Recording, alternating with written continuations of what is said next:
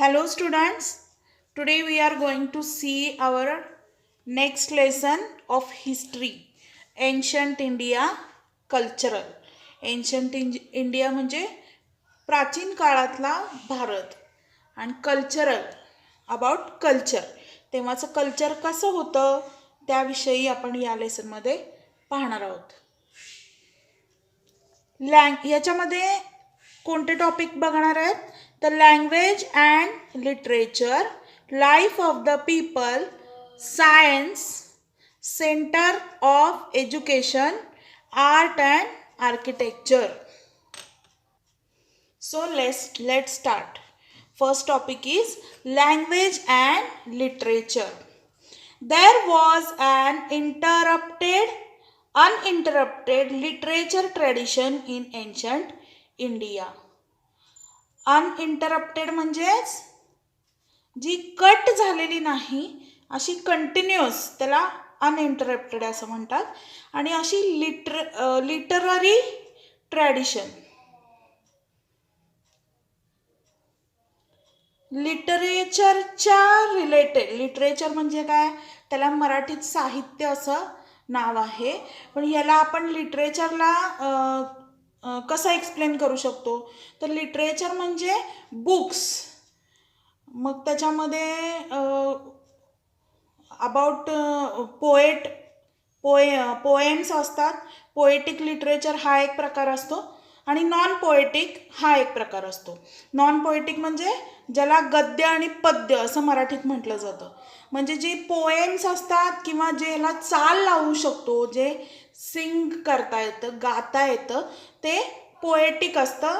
आणि non poetic म्हणजे जे गाऊ शकत नाही आपण, त्याला नॉन पोएटिक म्हणतात. तर हे दिस ऑल इज इन लिटरेचर. आणि ह्या लिटररी ट्रॅडिशन ही अनइंटरप्टेड आहे इंडियामध्ये. This literature was produced in the Sanskrit, Ardhamagadhi, Pali and Tamil languages. तर हे लिटरेचर कोणत्या कोणत्या लँग्वेजेसमध्ये आहे तर संस्कृत, अर्धमागधी, मगध नावाचं एक स्टेट होतं आणि ते अर्ध्या मगध स्टेटमध्ये बोलली जाणारी लँग्वेज म्हणून अर्धमागधी नावाची, जी मराठीच्या जवळपास असलेली एक लँग्वेज आहे, होती, आता नाही आहे. तर ही लँग्वेज आणि पाली लँग्वेज आणि तमिळ लँग्वेज या लँग्वेजेसमध्ये हे लिटरेचर अवेलेबल होतं.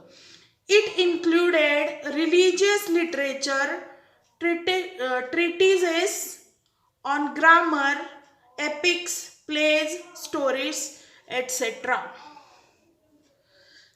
तर ह्या लिटरेचरमध्ये काय काय आहे तर रिलिजियस लिटरेचर. रिलिजियस म्हणजे about religions, Hindu and other religions, that is religious literature, ज्याच्यामध्ये पुराण, कुराण, बायबल ह्या गोष्टी रिलिजियस लिटरेचरमध्ये येतात. अर्थात ते काही पूर्णपणे इंडियन नाही आहे. पुराण हे फक्त इंडियन लिटरेचर म्हणता येतं. ट्रिटिसेस ऑन ग्रामर, ग्रामरवरती ग्रामर शिकवणारे अशी काही बुक्स आहेत ते, किंवा एपिक्स. एपिक्स ह्याचा अर्थ काही स्टोरीज, जे महाभारत, रामायण हे कसे आहेत तर ते स्टोरी सारखे लिहिलेले बुक्स आहेत, that is epics. Plays means dramas, नाटकं जी आहेत ती प्लेज, आणि स्टोरीज मीन्स कथा ज्या आहेत त्या. हे सगळं ह्या सगळ्या लिटरेचरमध्ये इन्क्लूड होतं. Sangam literature. Sangam means a gathering of learn man. Gathering of learn men, जे शिकलेले विद्वान जे लोक आहेत किंवा पुरुष आहेत, मेन याचा अर्थ मेनली पुरुष, यांचं एकत्र असलेलं गॅदरिंग, ह्यांचं एकत्र येणं म्हणजेच संगम. The literature compiled in such gathering is known as Sangam literature.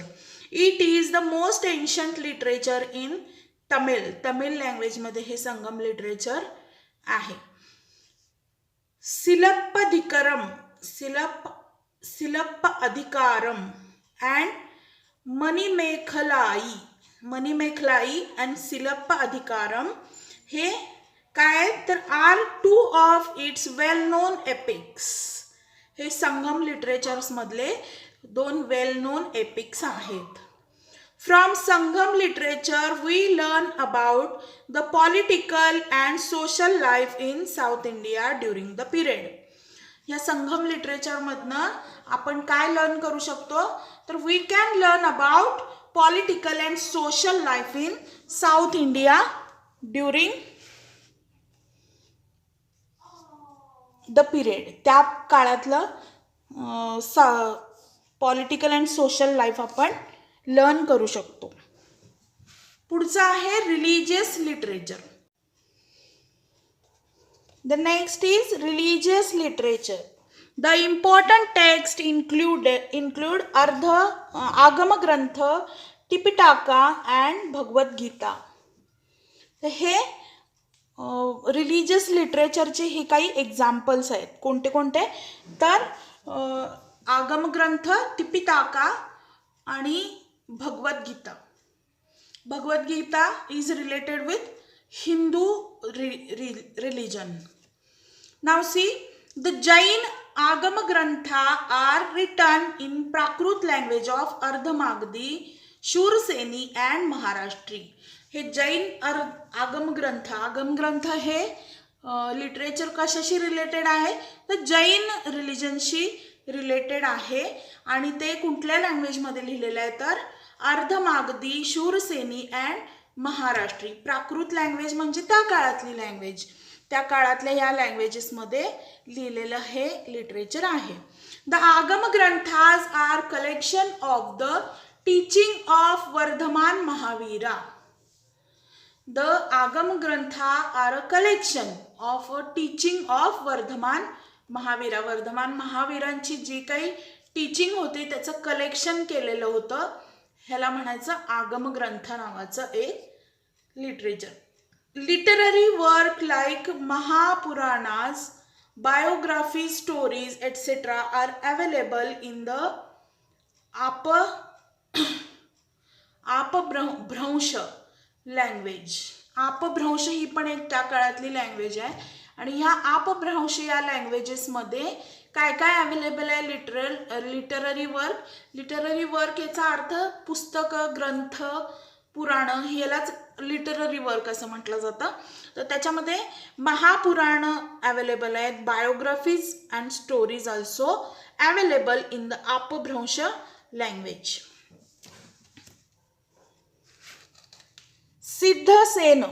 Siddhasen Divakara wrote Samai Sutta, a work in Prakrit on jurisprudence. Jurisprudence means न्यायशास्त्र. तर न्यायशास्त्राशी रिलेटेड, न्यायशास्त्राचा अर्थ जस्टिस, रिलेटेड टू जस्टिस, जस्टिससाठी रिलेटेड असलेलं हे प्राकृत लँग्वेज मधलं समई सुत्त नावाचं जे लिटरेचर आहे हे कोणी लिहिलं होतं. Siddhasena Divakara wrote Samai Sutta, a work in Prakrit on jurisprudence. Siddhasena Divakara यांनी लिहिलं होतं. Vimal Suri has told the story of Rama in Paumacharya, a poetic work in Prakrit. Vimal Suri नावाच्या एका रायटरनी told a story of Rama in Paumacharya, a poetic work in Prakrit. रामाच्या ज्या स्टोरीज आहेत त्या पोएटिक व्हर्जनमध्ये, पोएटिक वर्कमध्ये म्हणजे जसं पोएम लिहाव्या तशा पोएम्समध्ये रामाच्या स्टोरीज सांगितलेल्या आहेत. त्या कोणी सांगितल्या तर विमल सुरी नावाच्या पोएटनी आणि त्याच्या पोएटिक वर्कचं नाव होतं Paumacharya. Haribhadra Suri's Samarai Chachakaha and Udyotana Suri's Kuvalaya Malakaha are well known works. हे ह्या हरिभद्र सुरी नावाच्या पोएटिक पोएटचं हे वर्क आहे. त्याची नावं ही दिलेली आहेत, ही महा अवघड कठीण आहेत. समरई चचकाहा अँड उद्योतन सुरीचं कुवलया मलकाहा, हे 2 वेल नोन वर्क्स होते आणि हे 2 वेगवेगळे पोएट आहेत किंवा रायटर्स आहेत. Vimal Suri and Haribhadra Suri and Udyotana Suri. Tipitaka has 3 pitakas of parts. Pitakas means parts. 3 parts आहेत म्हणून त्याला तिपिताका असं लिहिलेलं आहे, नाव दिलेलं आहे. The word pitaka means a basket or collection. Here it means a section. The Tipitaka is written in Pali. It consists of 3 categories of text. The Tipitaka has 3 parts. Okay, the word Pitaka means a basket or collection of. Here it means a section. The Tipitaka is written in Pali. Pali language मध्ये हे लिहिलेलं आहे आणि हे 3 parts आहेत याच्यामध्ये. आणि it consist of 3 categories of text. Sutta Pitaka, कोणते कोणते तर Sutta Pitaka, it includes the text of Gautam Buddha's teaching और sermons. They are called Sukta. आता ह्या सुत्ता पिताकामध्ये गौतम बुद्धांनी जे सांगितलेले आहेत टीचिंग ते लिहिलेले आहेत. पुन्हा आहे Vinaya Pitaka. The word Vinaya here means rules. The Vinaya Pitaka gives the rules of behaviour which bhikkhus and bhikkhunis in बौद्ध संघा should follow in their day-to-day lives. Vinay पिताकामध्ये काय सांगितलेलं आहे तर रूल्स सांगितलेले आहेत जे बौद्ध भिक्खूज म्हणजे त्यांचे साधू असतात. बौद्ध साधूंना भिक्खू असं म्हटलं जातं आणि ज्या लेडी साधू असतात त्यांना भिक्खुनी म्हटलं जातं. तर त्यांच्या बिहेवियरसाठी हे रूल्स सांगितलेले आहेत डे टू डे लाईफमध्ये राहण्यासाठी आणि त्याचं नाव आहे विनय पिताका. अभिनंदन पिताका. इन धिस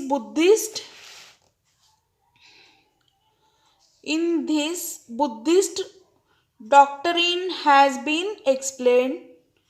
डॉक्टरीन याचा अर्थ रूल्स, बौद्ध रूल्स ह्याच्यामध्ये किंवा नुस्खे म्हणतात ना, जे आजीबाईच्या बटव्यातनं आलेले छोटे छोटे उपाय तब्येतीसाठी, आपल्या काही प्रॉब्लेम्ससाठी, त्याला डॉक्टराईन असं म्हणता येतं. A text title Antakatha, Atthakatha, Arthakatha which explain the Tipitakas is well known. ह्या तिपिताकामध्ये अत्तकथा नावाचा एक पार्ट आहे, तो वेल नोन आहे, फेमस आहे. Learn woman composed gathas. ज्या विद्वान होत्या, इंटेलेक्च्युअल अशा वुमन्सनी एक कंपोज केलेल्या गाथाज होत्या. गाथाज याचा अर्थ that is also a poetic type work about their own experience. ह्या वुमननी त्यांच्या ओन एक्सपिरियन्सवरती काही पोएटिक वर्क केलं, त्याला गाथाज असं म्हटलं जातं. They have been compiled in the Theri Gatha. They are in the Pali language. आणि ह्या वुमननी केलेले, ह्या लर्न वुमननी कंपोज केलेल्या ह्याला थेरी गाथा असं म्हटलं जातं. दे आर इन पाली लँग्वेज. ते सुद्धा पाली लँग्वेजमध्ये आहे. The Bhagavad Gita which is sacred text of Hindus. Sacred याचा अर्थ पवित्र, होली असं म्हणता येईल. is a part of the Mahabharata. Bhagavad Gita is also part of Mahabharata. The Bhagavad Gita tells us that each one of us should do our duty without expecting rewards. कर्मण्येवाधिकारस्ते मा फलेषु कदाचन. ह्या एका ओळीचा अर्थ असा आहे की we should do our duties without expecting rewards. तुम्ही तुमचं काम करत राहा, त्याचं फळ तुम्हाला आपोआप मिळत जाईल, त्याची तुम्ही आशा ठेवायची नाही. अशा पद्धतीचं टीचिंग हे भगवद्गीतेमध्ये सांगितलेलं आहे. It also says that the path of devotion to god is open to all. देवाकडे जाण्याचा मार्ग हा सगळ्यांसाठी खुला आहे हे सुद्धा त्यात सांगितलेलं आहे. आदि Shankaracharya lived during the 8th century CE. He emphasized knowledge and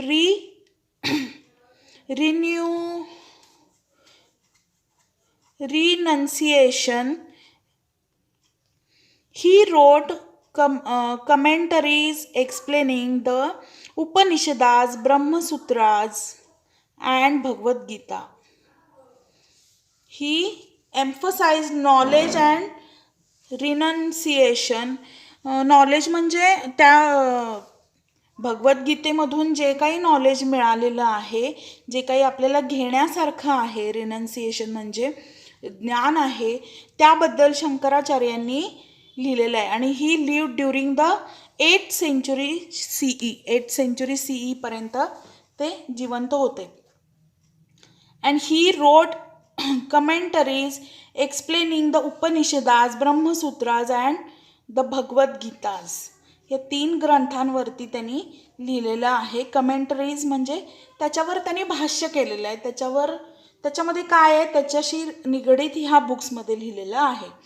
he established 4 maths in 4 directions of India at Badrinath, Dwarka, Jagannathpuri and Sringeri. या 4 ठिकाणी त्यांनी हिंदूंचे 4 मठ बांधलेले आहेत.